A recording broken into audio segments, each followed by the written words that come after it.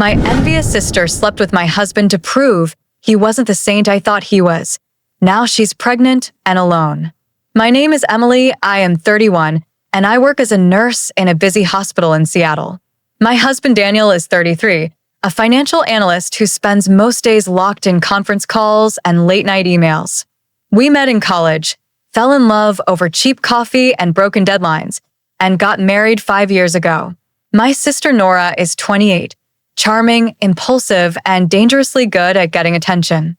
Growing up, Nora and I were close in that messy way siblings can be. We shared secrets, clothes, and sometimes resentment. She was always the golden one, the girl everyone noticed without effort. I was the practical one, the quiet achiever. Mom used to say we were two sides of the same coin, but one side always shined brighter.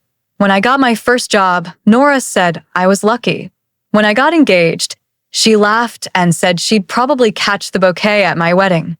I thought she was joking. After I married Daniel, she started visiting often. She said she loved spending time with us because we had what she called good energy. Daniel enjoyed her company. She made him laugh when he was stressed, and she always offered to help with surprises for me. I wanted to believe it was innocent. I wanted to believe she had finally stopped competing. Sometimes I caught small moments that made me uneasy. The way she complimented Daniel's shirts, how she leaned a little too close when showing him something on her phone. He brushed it off and said she was just being friendly. I convinced myself I was overthinking. Daniel was a loyal man and Nora was my sister. The idea that either of them could cross a line felt impossible. Nora had this talent for charming people. She made everyone feel special, but left them drained after. Friends used to warn me she liked to test boundaries, but I never believed it. I thought family loyalty was stronger than jealousy. Then came the moment that proved me wrong. Our 5th wedding anniversary was approaching, and Daniel was swamped with work. I decided to celebrate at home, something intimate and quiet. I wanted soft lights, music, his favorite meal, the kind of night that reminded us of who we used to be before work and exhaustion took over. Asked Nora to help me set everything up because she was good with design and loved planning. When I called her that morning, she sounded thrilled. She said she had a few ideas that would make the night unforgettable. I didn't realize how literal that would become. She arrived early, wearing a red dress that looked more suited for a night out than decorating a dinner table. I joked that she looked overdressed, and she laughed it off, saying she had plans later. We lit candles together, set the table, and poured a glass of wine each while we waited for Daniel to get home. She talked about her new job, her friends, her plans to move to another city. I remember thinking how nice it felt to finally get along without the usual tension. For the first time in years, I thought we might actually be growing closer again. Daniel texted that he was running late. I told Nora I might as well keep the food warm. She smirked and said I worried too much, that he'd show up eventually. I noticed her watching me, the way her eyes lingered when I smiled. I couldn't read her expression then, but now I know it was satisfaction. She already knew what was coming. By 9 o'clock, Daniel still wasn't home. I called twice, no answer. Nora poured herself another drink and said maybe he got caught at work. Her voice was casual, too casual. I felt the tension rising but pushed it down. I wanted to believe the night wasn't ruined yet. When she finally left, she hugged me tightly and said I should get some rest. Later that night, I sat alone at the dinner table staring at the untouched food. The candles melted into puddles of wax, and the empty wine glasses glistening under dim light. My phone was silent, my heart restless. I didn't know it yet, but everything had already started to crumble. That was the last normal evening of my marriage, the final quiet before the storm. The next morning would bring the kind of truth that doesn't just hurt, it rewrites who you are. And I would finally see that envy doesn't need strangers to destroy you. Sometimes, it comes wearing your sister's smile. That night, Daniel never showed up. I called him again and again, each time staring at the phone like it could give me an explanation. The candles on the table had burned down to nothing, the food was cold, and the house smelled like disappointment. Nora pretended to be concerned. She said she would try reaching him too, typing away on her phone with that calm face she wore when she was hiding something. By 11, I blew out the last candle, cleaned the plates, and went to bed alone. The silence in the house felt like it had weight. I tried to sleep, but my mind kept racing with possibilities I didn't want to face. The next morning, I woke up to the sound of the front door opening. Daniel walked in looking like he hadn't slept all night. His shirt was wrinkled, his hair a mess, his eyes empty. He didn't say a word. He just sat on the couch, rubbing his temples. I asked where he had been, and he muttered something about needing space to think. My heart started pounding because it didn't make sense. He wasn't a man who disappeared. He wasn't a man who lied. Before I could ask more, Nora arrived. She walked in like nothing had happened, carrying a coffee for herself and pretending she didn't notice how broken the air felt between us. Something about her face was different. Her usual confidence was gone, replaced by a nervous twitch in her smile. She avoided my eyes, talking fast about random things. I finally asked her directly what was going on. She froze for a second, then said I should ask my husband. Her tone was soft, almost rehearsed, and it sent a chill through me. Daniel's head snapped up, his face pale. I looked between them, feeling my chest tighten. When I pressed her again, she snapped, her voice sharper this time. She said he wasn't the perfect man I thought he was, that I should thank her for showing me the truth before it was too late. The words didn't make sense at first. I just stood there, trying to process what I had heard. Daniel's silence said more than anything else. He didn't defend himself. He didn't deny it. He just sat there with his hands covering his face, like hiding could erase what had happened. My stomach turned as the realization hit me. They had crossed a line that could never be uncrossed. My sister, the person I had grown up protecting, the person I had trusted enough to plan my anniversary dinner, had been with my husband while I waited for him at home. The world around me blurred. I could barely hear my own voice when I asked her how she could do this. Nora just looked at me, her eyes cold and unrecognizable, and said she wanted to see if he was really as loyal as I believed. She said she did it for me, as if betrayal could ever be a favor. Daniel tried to speak. His voice cracked as he said she came over late, that she had been drinking, that she started talking about me, and how she worried I was too focused on work. He said he told her to leave, but things got confused. That one thing led to another, that he didn't stop it in time. He kept saying it was a mistake, that he hated himself for it, that he didn't mean for any of it to happen. I didn't recognize his voice anymore. It sounded like it belonged to a stranger pretending to be the man I loved. I wanted to scream, to throw something, to wake up and find out it wasn't real. But it was real. Every word, every silence, every tear felt like proof. I left the room and stood outside in the cold, trying to breathe. My hands were shaking. My entire marriage, my entire idea of family, collapsed in one night. I thought of every dinner we had shared, every promise we had made, every time I had told Nora that Daniel was a good man. She didn't just take him. She took my peace. Later that day, I found out she had told one of our cousins about it. She had actually bragged, saying at least now I knew my husband wasn't untouchable. That sentence haunted me more than anything else. It wasn't just betrayal. It was cruelty disguised as honesty. She wanted to break me just to prove she could. That night, I sat in the kitchen staring at the empty wine glasses from the night before. The same glasses we had filled together while she hummed and smiled. Every detail replayed in my mind like a movie I couldn't turn off. The smell of candles, the sound of her laughter, the way she looked at me when she promised to make the night unforgettable. It all made sense now. She hadn't ruined the evening by accident. She had been planning it all along. I realized then that envy doesn't always come from enemies. Sometimes it grows inside the people who claim to love you most. And when it finally shows its face, it doesn't just destroy trust. It destroys the version of yourself that believed love could ever protect you from blood. I moved out the next morning. I didn't cry or scream. I packed my clothes in silence, folded every shirt like I was erasing fingerprints from a crime scene, and left the keys on the counter. Daniel stood by the door, begging me to talk. His voice cracked as he said he loved me, that he made a terrible mistake, that he could fix it. I walked past him without answering. When you see betrayal up close, words lose their power.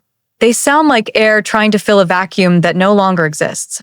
For For days, he sent flowers to my new apartment, bouquets that filled the space with scent, but no warmth. He wrote long letters, apologies tangled with excuses. I threw them away unopened. He kept calling, leaving voicemails saying he couldn't sleep, that he missed me, that he would do anything. I changed my number. I needed distance, not reminders. Nora, on the other hand, turned everything into a performance. She posted pictures on social media with captions about truth and rebirth. One of them read that some people need to lose everything to find themselves. The comments were full of sympathy from people who didn't know the real story. Watching her play the victim while I picked up the pieces of my life made something inside me harden. I realized then that forgiveness wasn't an obligation. It was a luxury I couldn't afford. 3 weeks later, she called me. I almost didn't answer, but curiosity won. Her voice was trembling. She said she was pregnant and didn't know if it was Daniel's or someone else's. My hands shook so badly, I dropped the phone. I picked it back up and listened to her cry, but I said nothing. There were no words left to bridge what she had destroyed. After I hung up, I sat on the floor of my apartment and stared at the wall. The world felt quiet in a way that was worse than noise. Daniel found out soon after and demanded a paternity test. When the results came back, it wasn't his. I thought I would feel relief, but all I felt was a deep, unshakable exhaustion. The kind that lives in your bones and makes even breathing feel like work. I realized that even when the truth clears your name, the damage remains. Trust doesn't heal just because guilt shifts elsewhere. News spread fast through the family. My parents stopped speaking to Nora. My mother cried for days, repeating that she didn't raise her daughters for this. Friends who once adored Nora quietly unfollowed her. She became the name people avoided mentioning at gatherings. For someone who thrived on attention, that silence must have felt like suffocation. A month later, she showed up outside my clinic. Her eyes were red, her face pale, and her belly barely showing. She begged me to listen, saying she was sorry, that jealousy made her blind. I told her blindness isn't an excuse when you aim the knife yourself. She stood there shaking, waiting for me to soften, but I didn't. For the first time in my life, I chose myself over family guilt. After she left, I went back inside and stared at the small office I had built from the ashes of my marriage. I had sold the house Daniel and I once shared, and with that money, I opened a small therapy center for women recovering from betrayal. It started as a single room with soft lighting and secondhand furniture. Within months, it became a place where broken hearts began to breathe again. Every woman who sat in front of me carried her own version of my story. Some had been cheated on, others abandoned, but all of them had learned the same truth. Pain doesn't end you. It remakes you. In helping them, I began to help myself. Every session was a reminder that survival isn't about pretending you were never hurt. It's about walking through the fire and realizing you're still standing on the other side. Some nights I still thought about Daniel and Nora, but not with anger anymore. Just a quiet acknowledgement of what they took and what they unknowingly gave back. Strength. Independence. A new beginning that belonged only to me. The old version of me would have tried to fix everything, to make peace, to find a reason. The woman I became understood that not every wound deserves closure. Some are meant to stay open long enough to teach you how to build a new life around the scar. And that's exactly what I did. 9 months later, Nora gave birth alone. I did not visit, but Mom told me she named the baby Hope. The irony hit me like a quiet echo that lingered in the back of my mind. A child born from chaos, carrying the name of something I was still trying to find. I told Mom I was happy she and the baby were healthy and changed the subject before emotion could drag me back into a place I had finally escaped. By then, Daniel had moved to another city for work. He sent one final letter before leaving, a short note saying he wished me peace and hoped I would someday forgive him. I never replied. There was nothing left to forgive that would change what happened. Our divorce was finalized quietly through our lawyers. No court fights, no drama, no public blame. Just silence, signatures, and the final weight of a promise that had already broken months before. I kept my wedding ring in a drawer for a long time. Some nights I would open it and stare at it, remembering how certain I had been when he slid it on my finger. One day, I took it to a local jeweler and asked him to melt it down.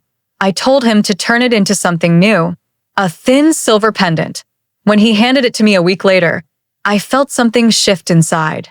I began wearing it around my neck, not as a reminder of pain, but as proof that I had survived it. Transformation felt better than destruction. I threw myself into work. The therapy clinic grew faster than I expected. Women from across the city came to talk about their heartbreaks, their losses, their confusion. I listened to them like I wished someone had listened to me when my world collapsed. In helping them, I was rebuilding myself piece by piece.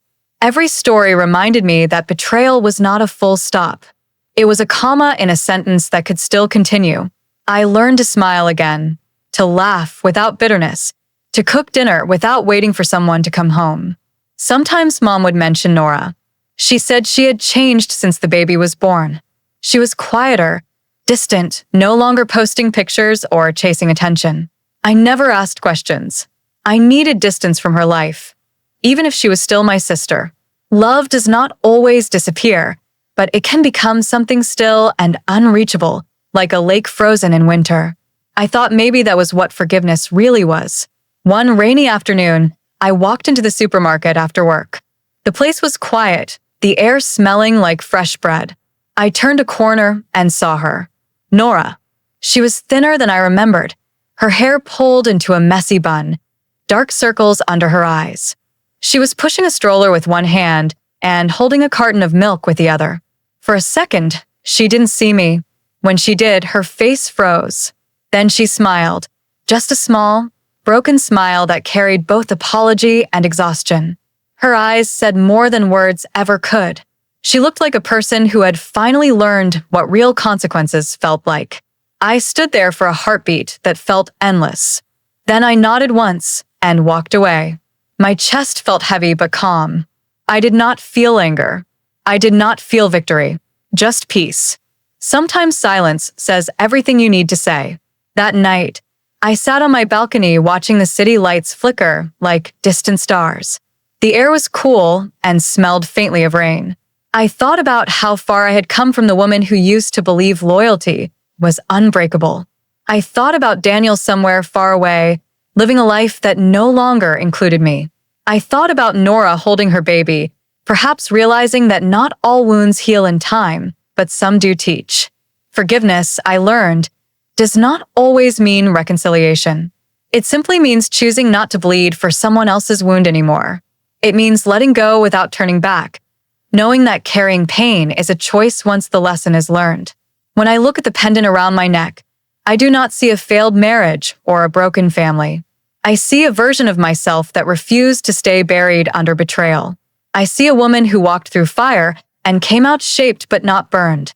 Envy can destroy a home faster than any affair. It eats trust from the inside until only silence remains. But peace, real peace, is not found in revenge or confrontation.